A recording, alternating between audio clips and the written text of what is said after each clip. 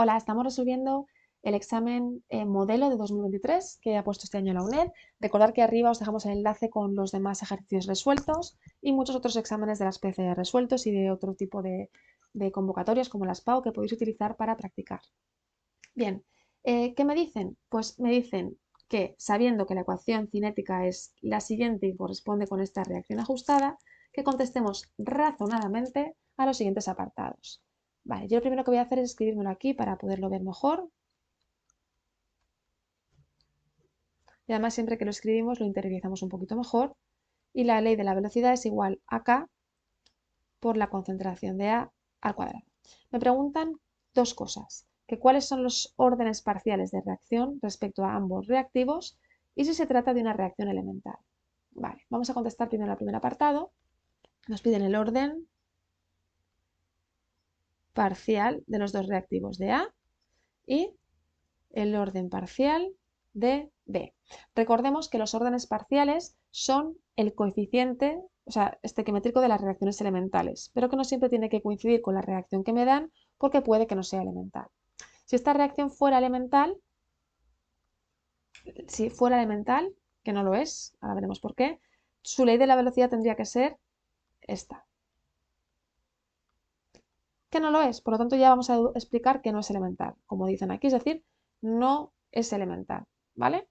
Sino esta va a ser la suma de todas las reacciones elementales que dan este proceso, ¿vale? Por lo tanto, aquí lo que está pasando es que realmente el orden parcial de B es 0 y por eso aquí tampoco aparece, porque esto es 1, y por lo tanto decimos que el orden parcial de 2 de A va a ser este número al que está elevado, es decir, va a ser 2, y el de B va a ser 0.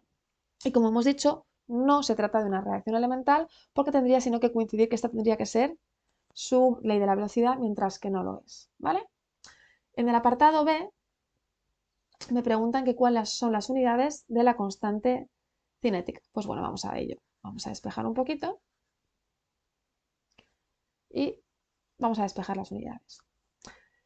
Sabemos que la velocidad se mide en mol partido litro partido segundo. La constante es lo que queremos hallar y la concentración es mol partido litro, pero lo tenemos elevado al cuadrado, ¿vale? Es decir, bueno, esto si despejamos directamente, lo que vamos a hacer es dividir mol partido litro, o sea, lo que tenemos aquí,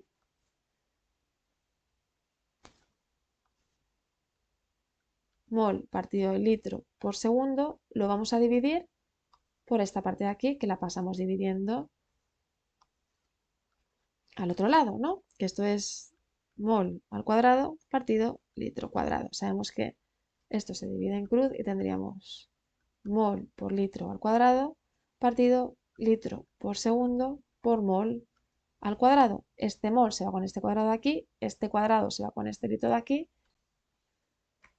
es decir, esto es igual a litro partido por segundo por mol, o lo que es lo mismo, litro por segundo a la menos 1 por mol a la menos 1. Y tendríamos ya las unidades de la constante cinética. En el apartado C me dicen que cómo se modificará la velocidad de la reacción al duplicar la concentración de B. Recordemos que la ley de la velocidad no depende de la concentración de B, ni siquiera está en la fórmula. Además, hemos definido antes que el orden parcial de B es 0. Cuando esto sucede así, la velocidad de reacción no se va a ver alterada por mucho que yo modifique la concentración de B, ¿vale? Entonces, no se va a ver alterada, no se modifica, porque el orden parcial de B es 0. En el apartado D me preguntan que cómo va a afectar la velocidad de reacción una disminución de la temperatura. Bueno, pues recordemos que cuando disminuye la temperatura,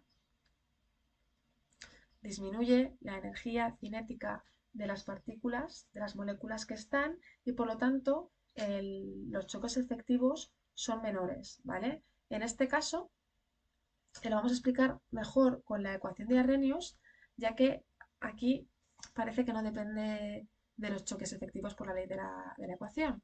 Pero bueno, de manera general siempre puedes justificarlo así, ¿no? Que al disminuir la temperatura, disminuye los choques efectivos y por lo tanto disminuye la velocidad de reacción. O al revés, cuando aumenta la temperatura hay más probabilidad de choque para que se produzcan productos y aumenta la velocidad de reacción. Pero si esto lo explicáis con la ecuación de Arrhenius, que recordemos que la ecuación de Arrhenius nos define la constante, que es igual a A multiplicado por E elevado a menos la energía de activación partido por R por T. Y esta K es esta K de aquí, ¿vale? Por lo tanto, si yo aumento la K, aumenta la velocidad. Si yo disminuyo la K, disminuye la velocidad, porque son directamente proporcionales. ¿Qué pasa si yo disminuyo la temperatura aquí? Pues si yo disminuyo la temperatura aquí, este número va a ser más grande y como este número está en negativo, que es un exponente, esta K va a ser más pequeña. Entonces se justifica lo que hemos dicho, que cuando disminuimos la temperatura, disminuye la energía cinética. ¿Vale? Bueno, espero que lo hayáis entendido. Mucha suerte en esa PCI.